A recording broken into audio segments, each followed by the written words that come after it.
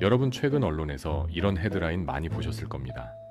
중국 조선업 전 세계 수주 1위 독주, 한국 제쳤다. 한국 조선 1위 자리 내주고 2위로 밀려나 위기론 대두. 데이터만 보면 맞는 말입니다. 중국은 엄청난 물량 공세로 수주 점유율 60%를 넘나들며 한국을 압도하고 있습니다. 숫자만 보면 한국 조선업은 이제 쇠락의 길을 걷는 것처럼 보입니다. 하지만 정작 여의도 증권가와 거제도, 울산의 조선소 현장 분위기는 어떨까요? 오히려 좋다는 반응입니다. 아니, 정확히 말하면 중국이 저가 물량을 싹쓸이해줘서 고맙다며 웃고 있습니다. 도대체 이게 무슨 소리일까요? 1등을 뺏겼는데 고맙다니요. 오늘 우리는 이 숫자의 착시를 걷어내고 진짜 돈이 되는 조선업의 심장을 들여다보려 합니다. 전 세계 선주들이 한국 조선소 앞에 줄을 서서 제발 우리 배 좀 만들어 달라며 웃돈까지 얹어주는 기이한 현상. 그리고 반대로 중국에서 만든 배를 인도받은 선주들이 피눈물을 흘리며 후회하는 이유. 그 결정적 차이는 거창한 것이 아닙니다. 바로 0.05%라는 아주 미세한 숫자 때문입니다. 오늘 영상이 끝날 때쯤이면 여러분은 왜 전 세계가 한국의 용접공들을 마법사라고 부르는지, 그리고 왜 중국이 아무리 돈을 쏟아부어도 이 격차를 메울 수 없는지 명확하게 이해하게 될 것입니다. 한국 조선업의 압도적 초격차, 그 비밀을 지금부터 해부합니다. 먼저 우리가 다룰 핵심 주인공 LNG선에 대해 알아야 합니다. 이 배는 단순히 짐을 싣고 나르는 트럭이 아닙니다. 바다 위에 떠다니는 거대한 극저온 냉동고이자 까딱 잘못하면 핵폭탄급 폭발력을 가진 에너지 저장소입니다. 천연가스는 기체 상태로는 부피가 너무 커서 운송이 불가능합니다. 그래서 온도를 영하 163도까지 낮춰 액체로 만듭니다. 이렇게 하면 부피가 600분의 1로 줄어들죠. 이 상태로 배에 실어 지구 반대편으로 나르는 겁니다. 여기서 문제가 발생합니다. 영하 163도. 이 온도가 얼마나 극한인지 감이 오십니까? 철판에 이 온도의 액체가 닿으면 유리가 깨지듯 바스러집니다. 일반적인 금속은 견딜 수가 없습니다. 그래서 특수 합금인 임바강이나 알루미늄, 스테인리스 스틸을 써서 화물창을 만듭니다. 하지만 더 큰 문제는 기화율입니다. 외부의 열이 화물창 내부로 침투하면 액체였던 가스가 다시 기체로 변해 증발해버립니다. 1000억 원어치 가스를 실었는데 운송 중에 다 날아가 버리면 선주는 막대한 손해를 보겠죠. 게다가 기화된 가스는 화물창 내부 압력을 높여 배를 폭발시킬 수도 있습니다. 그래서 LNG선 기술의 핵심은 얼마나 완벽하게 단열해서 가스가 날아가는 것을 막느냐에 달려 있습니다. 이 지점에서 한국과 중국의 운명이 갈립니다.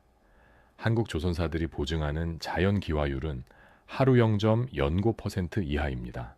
쉽게 말해 하루에 0.09%도 날아가지 않게 꽉 잠가준다는 뜻입니다. 0.09%나 0.1%나 그게 그거 아니냐라고 생각하실 수 있습니다. 하지만 이 0.09%의 차이가 20년 선박 수명 동안 쌓이면 금액으로 환산했을 때 수백억 원에서 많게는 1000억 원에 가까운 손실 차이를 만듭니다. 선주 입장에선 배값 한 척이 날아가는 겁니다. 그렇다면 중국은 어떨까요? 중국 역시 카탈로그상으로는 한국과 비슷한 수치를 제시합니다. 스펙상으로는 말이죠. 하지만 실제 바다 위에서는 어떤 일이 벌어졌을까요? 중국이 야심차게 건조했던 LNG선들이 겪은 참사를 보면 왜 선주들이 한국에 백지수표를 내미는지 알 수 있습니다. 자, 이론은 여기까지 하고 실제 사건을 한번 보겠습니다. 중국 조선업계가 입 밖으로 내기 꺼려하는 치명적인 사건, 바로 CSI 글래드스토노 사태입니다. 2016년 중국의 자존심이라 불리는 후동 중화조선이 건조한 이 배는 호주에서 중국으로 LNG를 나르는 프로젝트에 투입되었습니다. 중국 정부는 우리도 이제 고부가가치 LNG선을 만들 수 있다며 대대적으로 선전했죠. 그런데 운항을 시작한 지 불과 2년 만인 2018년 믿을 수 없는 일이 벌어집니다. 호주 해상에서 배가 멈춰 섰습니다. 엔진 고장이 아니었습니다. 더 심각한 문제, 바로 추진 시스템과 전력 공급 시스템이 완전히 먹통이 된 겁니다. 보통 배가 고장나면 수리를 하죠.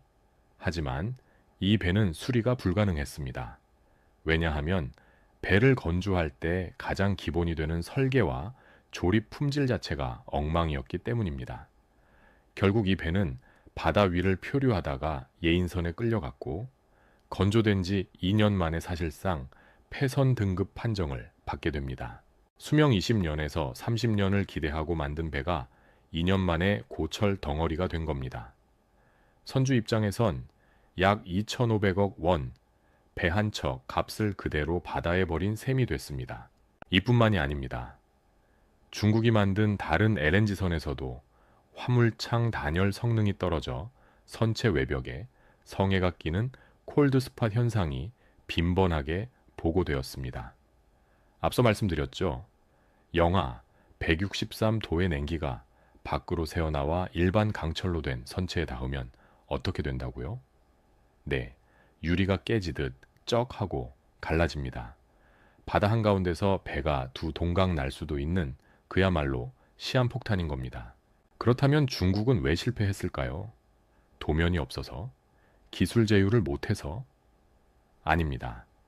전 세계 LNG선 화물창 원천 기술은 프랑스의 GTT라는 회사가 독점하고 있습니다.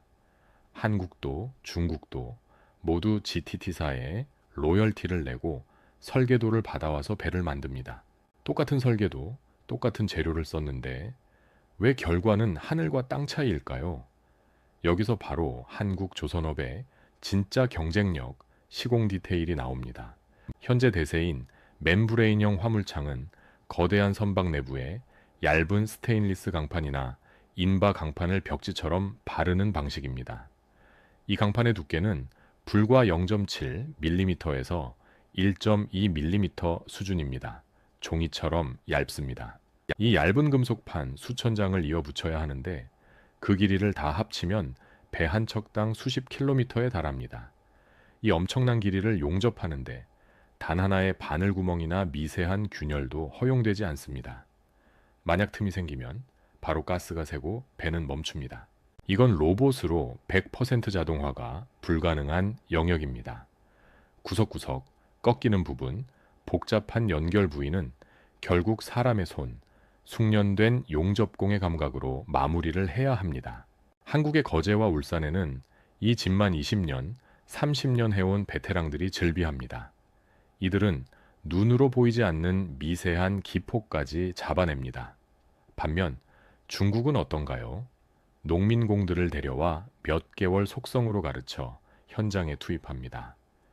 용접건을 잡는 손의 떨림, 불꽃의 온도를 조절하는 감각. 이건 인구수로 밀어붙인다고 해결되는 게 아닙니다. 시간이 빚어낸 기술이기 때문입니다. 결국 중국은 설계도는 샀지만 그 설계도를 현실로 구현할 손기술이 없었던 겁니다. 이것이 바로 선주들이 한국에 웃돈을 주면서까지 배를 맡기는 이유입니다. 한국산 배는 20년이 지나도 기화율이 유지되지만 중국산 배는 2년 만에 얼어붙으니까요. 이런 품질 격차는 시장에서 냉혹한 가격 차이로 나타납니다. 중고 선박 시장에서 한국산 10년 된 중고 LNG선이 중국산 신형 선박보다 더 비싸게 팔리는 기현상까지 벌어집니다. 중국 배는 공짜로 줘도 유지비 때문에 망한다는 말이 업계 정설이 된 것이죠. 하지만 한국의 승리는 단순히 용접을 잘해서 끝나는 게 아닙니다. 이 기술적 우위는 이제 돈의 흐름을 바꾸고 있습니다. 단순 수주 경쟁을 넘어 한국 조선사들이 수익성을 극대화하는 선별 수주 전략이 어떻게 경쟁국을 말려 죽이고 있는지 경제적 관점에서 분석해 보겠습니다. 서두에 언급했던 뉴스, 중국이 수주량 1위라는 말, 이제는 두렵지 않으시죠? 오히려 그 통계 뒤에 숨겨진 한국의 영리한 계산법을 봐야 합니다. 과거 한국 조선업은 수주 절벽을 견디기 위해 적자를 감수하고라도 배를 만들었습니다. 공장을 놀릴 수 없으니까요. 이를 저가 수주라고 합니다. 하지만 지금은 상황이 완전히 뒤집혔습니다. 지금 한국 조선 3사의 도크는 이미 향후 3년에서 4년치 일감이 꽉 차 있습니다. 2027년, 2028년 인도분까지 예약이 끝났다는 뜻입니다. 가게에 손님이 꽉 찼으니 주인은 배짱을 부릴 수 있습니다. 한국 조선소들은 이제 선주들에게 이렇게 말합니다. 우리는 돈 안 되는 싼 배는 안 만듭니다. 중국 가세요. 그래서 벌크선이나 소형 컨테이너선 같은 저부가 가치 선박은 중국으로 다 넘어갔습니다. 중국의 수주량 1위는 바로 이런 돈 안 되는 배들로 채워진 허상입니다. 반면 한국은 무엇을 채웠을까요? 한 척에 3,500억 원을 호가하는 LNG 운반선, 그리고 차세대 암모니아 운반선 같은 바다 위의 명품들만 골라서 채웠습니다. 이를 업계 용어로 선별 수주라고 합니다. 쉽게 비유하자면 중국은 자전거 100대를 팔아 매출 1위를 찍었고 한국은 페라리 10대를 팔아 영업이익 1위를 찍는 구조로 판을 짠 것입니다. 이 전략이 무서운 이유는 신조선가의 추이 때문입니다. 배를 만드는 가격, 즉 성화는 최근 역대 최고치를 갱신하고 있습니다. 특히 LNG선의 가격, 상승세는 가팔랐습니다. 3년 전만 해도 2,500억 원 수준이던 배가 지금은 3,500억 원을 넘깁니다. 원자재 가격이 올라서일까요? 아닙니다. 한국 도크의 희소성 때문입니다. 선주들은 알고 있습니다. 중국에 맡기면 싸게 만들 수는 있겠지만 제때 못 받을 수도 있고 운항 중에 멈출 수도 있다는 리스크를요. 반면 한국에 맡기면 비싸지만 확실하게 돈을 벌어다 줍니다. 결국 선주들은 한국 조선소의 빈자리가 나기만을 기다리며 경매하듯 가격을 올려 부르고 있습니다. 한국은 가만히 앉아서 가장 비싼 값을 부르는 손님의 배만 만들어주면 되는 그야말로 공급자 우위의 슈퍼사이클에 진입한 것입니다. 이것이 중국이 물량일 위를 자랑할 때 한국 조선사들의 재무제표가 흑자로 돌아서고 영업이익이 폭발하는 진짜 이유입니다. 여기에 한국을 돕는 강력한 우군이 하나 더 등장합니다. 바로 국제해사기구 IMO의 환경 규제입니다. IMO는 2050년까지 해운업 탄소 배출을 0으로 만들라고 선포했습니다. 이건 권고 사항이 아니라 강제 조항입니다. 이제 바다 위의 배들은 벙커시유 같은 값싼 기름을 뗄 수 없습니다. LNG를 연료로 쓰거나 메탄올, 암모니아 같은 친환경 연료를 써야 합니다. 이게 왜 한국에 유리할까요? 기존 디젤 엔진 배는 철판만 잘 붙이면 만들 수 있었습니다. 하지만 친환경 선박은 다릅니다. 연료 자체가 영하 163도의 LNG이거나 독성 물질인 암모니아입니다. 이를 보관할 특수 탱크가 필요하고 엔진으로 보내는 복잡한 파이프라인과 재액화 장치가 필요합니다. 즉, 배가 단순한 운송수단에서 거대한 화학 플랜트로 진화해버린 겁니다. 복잡도가 올라갈수록 중국의 추격 의지는 꺾입니다. 단순 용접공 수천 명으로는 해결이 안 되는 고도의 엔지니어링 설계 능력이 필요하기 때문입니다. 중국이 겨우겨우 일반 LNG선을 따라하려고 하니 시장은 이미 메탄올 추진선, 암모니아 추진선으로 넘어가 버렸습니다. 한국은 이미 이중연료 엔진 기술에서 세계 시장을 70% 이상 독점하고 있습니다. 환경 규제가 강해질수록 기술 장벽은 높아지고 그 벽 안쪽에는 한국만이 서 있는 형국입니다. 이것이 바로 경쟁국들이 절망하는 구조적 격차입니다. 지금까지 우리는 현재의 승리에 대해 이야기했습니다. 하지만 한국 조선업이 진정으로 무서운 이유는 중국이 겨우겨우 LNG 기술을 흉내내기 시작한 지금 이미 다음 단계로 게임의 룰을 바꿔버리고 있다는 점입니다. 그 첫 번째 비밀병기는 바로 자율운항 선박입니다. 2022년 HD현대의 자율운항 전문자회사 아비쿠스가 탑재된 대형 LNG선이 태평양을 횡단하는 데 성공했습니다. 사람이 키를 잡지 않고 AI가 파고와 바람, 조류를 계산해 최적의 항로로 운전해서 지구 반대편까지 간 것입니다. 이게 왜 중요할까요? 단순히 선원이 편해서일까요? 아닙니다. 핵심은 연비입니다. 숙련된 선장이라도 바다의 모든 변수를 계산해 완벽하게 운전할 수는 없습니다. 하지만 AI는 1초마다 데이터를 분석해 연료 소모를 최소화합니다. 이 횡단에서 입증된 연비 향상 효과만 7%였습니다. 초대형 선박 기름값이 1년에 수백억 원인데 7%면 수십억 원이 절약되는 셈입니다. 중국이 아직 철판을 어떻게 잘 붙일까를 고민하며 하드웨어 씨름을 하고 있을 때 한국은 선박에 소프트웨어라는 뇌를 이식하고 있습니다. 이재배는 단순한 쇠붙이가 아니라 바다 위에 떠다니는 거대한 스마트폰이 되어가고 있습니다. 이 소프트웨어 격차는 중국이 인력 수만 명을 갈아 넣어도 단기간에 따라잡을 수 없는 영역입니다. 두 번째 비밀병기는 차세대 연료입니다. 앞서 환경 규제 때문에 LNG선이 뜬다고 했죠. 하지만 LNG도 결국 화석 연료입니다. 2050년 완전한 탄소 중립을 위해서는 종착지인 암모니아와 수소로 가야 합니다. 여기서 한국 엔지니어들은 경쟁국들에게 절망감을 선물할 준비를 마쳤습니다. 먼저 암모니아를 볼까요? 암모니아는 탄소가 없지만 금속을 부식시키는 성질이 있고 독성이 강합니다. 배관 하나만 잘못돼도 선원들이 위험해집니다. 즉, LNG보다 더 까다로운 특수 소재 처리 기술이 필요합니다. 그런데 한국은 이미 세계 최초로 대형 암모니아 운반선 수주 실적을 쌓고 있고 독성을 제어하는 연료 공급 시스템 특허를 선점했습니다. 그 다음 액체 수소는 어떨까요? LNG가 영하 163도였다면 수소는 영하 253도입니다. 우주 공간에 가까운 온도입니다. 이 온도에서는 지구상의 거의 모든 금속이 부서집니다. LNG 기술이 커피라면 수소 기술은 TOP입니다. 차원이 다릅니다. 중국 조선업이 이제 막 영하 163도 입구에서 헤매고 있는데 한국은 이미 영하 253도의 문을 열고 들어가 버린 겁니다. 경쟁자가 따라올 만하면 사다리를 걷어차고 더 높은 곳으로 올라가는 전략. 이것이 바로 한국형 초격차의 실체입니다. 중국 입장에서는 미칠 노릇일 겁니다. 정부 보조금을 쏟아부어 겨우 한국의 뒷공무니를 잡았다 싶으면 한국은 저만치 달아나 있습니다. 축구로 치면 중국이 슛을 하려고 할 때마다 한국이 골대를 들어서 뒤로 옮겨버리는 것과 같습니다. 영원히 골을 넣을 수 없는 게임이죠. 이 움직이는 골대 전략 때문에 중국은 영원한 패스트 팔로워에 머물 수밖에 없고 고부가 가치 시장의 단맛은 한국이 가장 먼저 가장 비싸게 독식하는 구조가 굳어진 것입니다.